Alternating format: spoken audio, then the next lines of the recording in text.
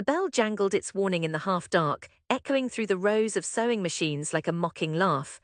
It was a hellish hour, pale city dawn leaking through grime-streaked windows, pale men and women shifting on sore feet, jackets draped over hunched shoulders, already bracing for the AM chill.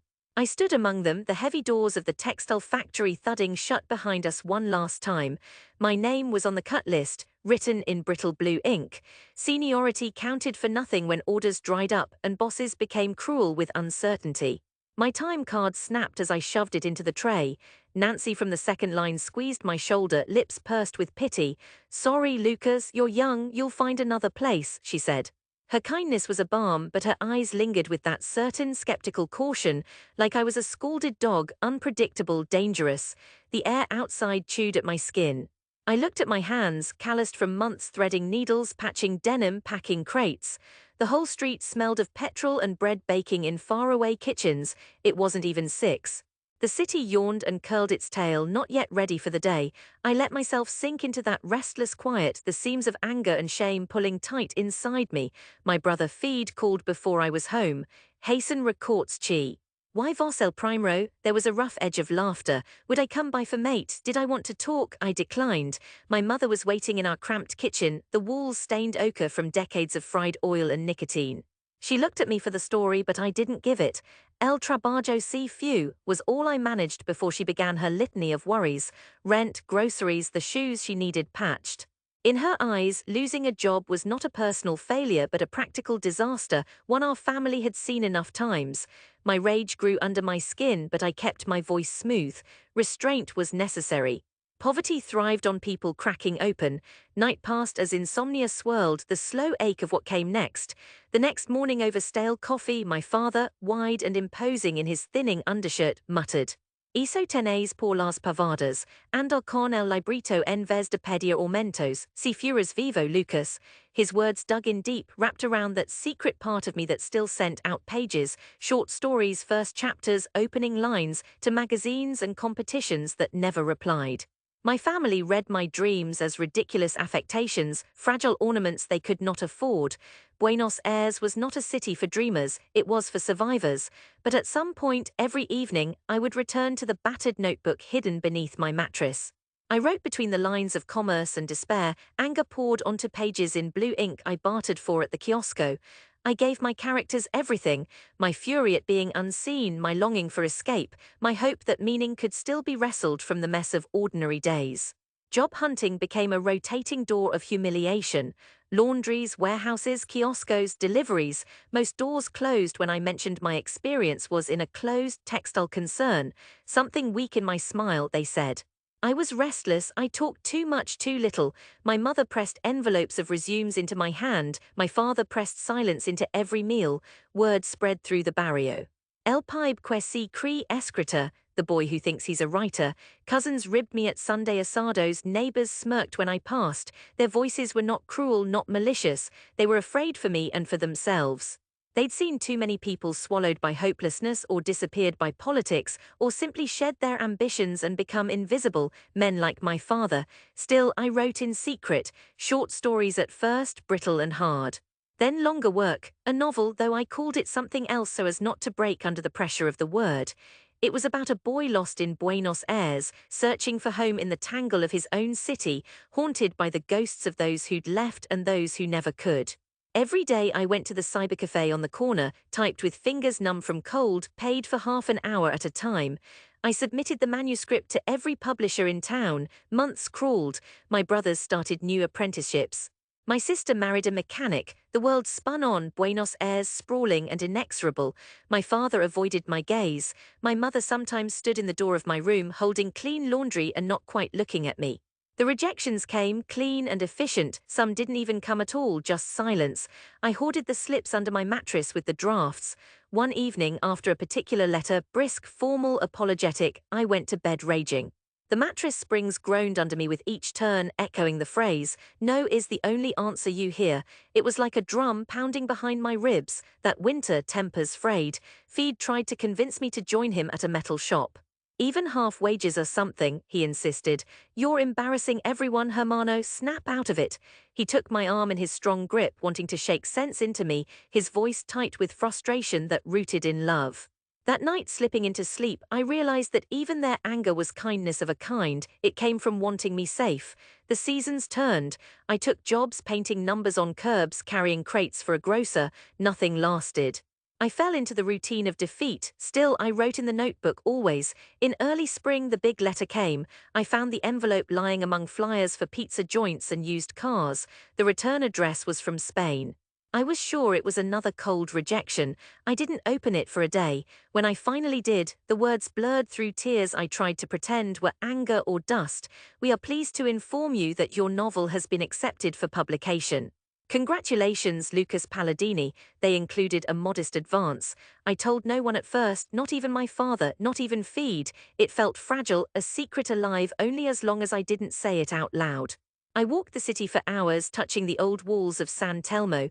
I looked up at balconies trailing geraniums, the sky caught in tangled telephone wires. The world had not changed, but I had. The months that followed were a fever. Edits flew over email, calls late into the night with my editor, an older man in Madrid whose Spanish was hungry and rapid fire. The cover was a watercolor streetscape, blue lamplight, a boy on the edge of shadow, my name at the bottom. Eventually, the first finished copies arrived. Still, I kept it quiet. I was terrified of it all crumbling, of the entire barrio seeing it as yet another of my delusions.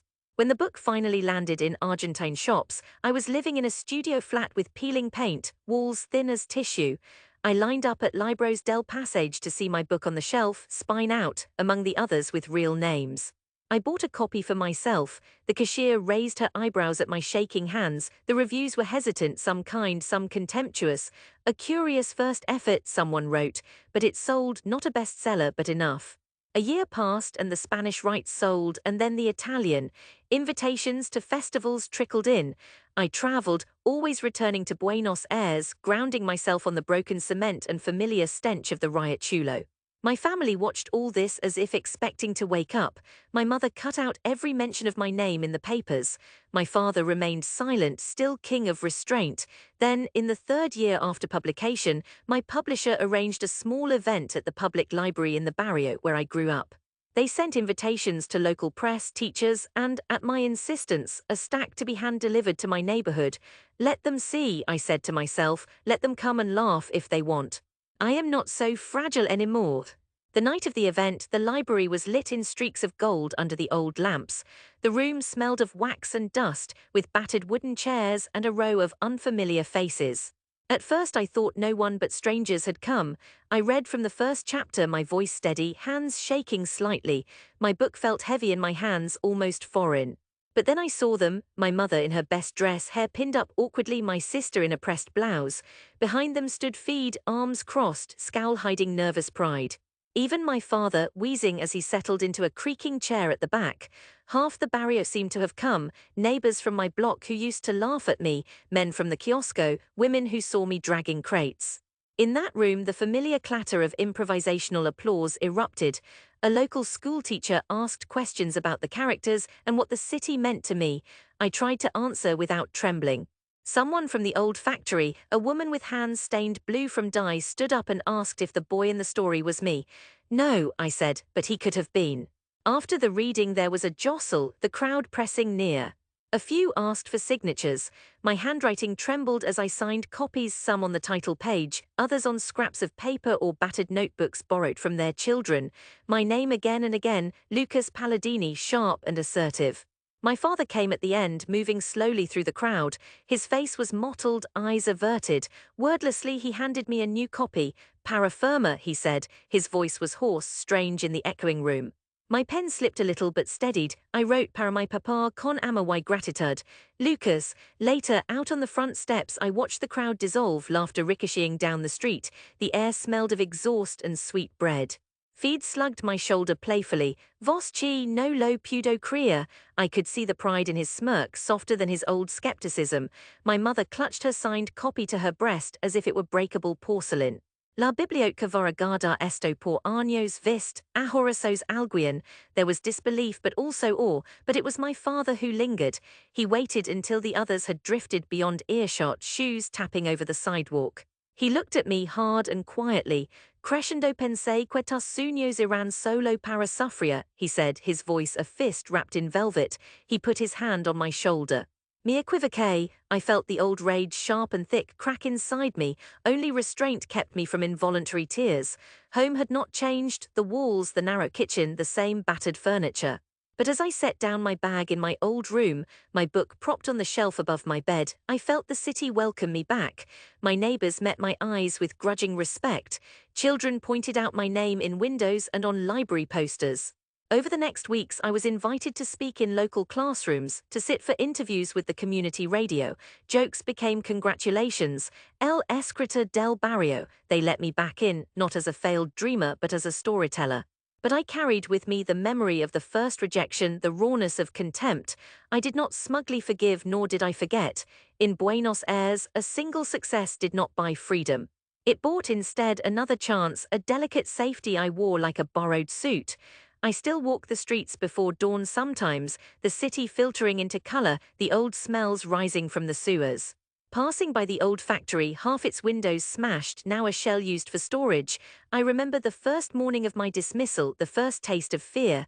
Now, when I enter the corner cafe with my battered notebook, men once full of laughter nod quiet greetings. Some ask about my next book, some want to know if the boy in the novel will return.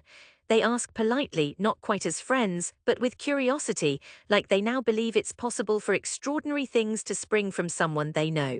I write still, rage transformed to fuel, restraint shaping every paragraph.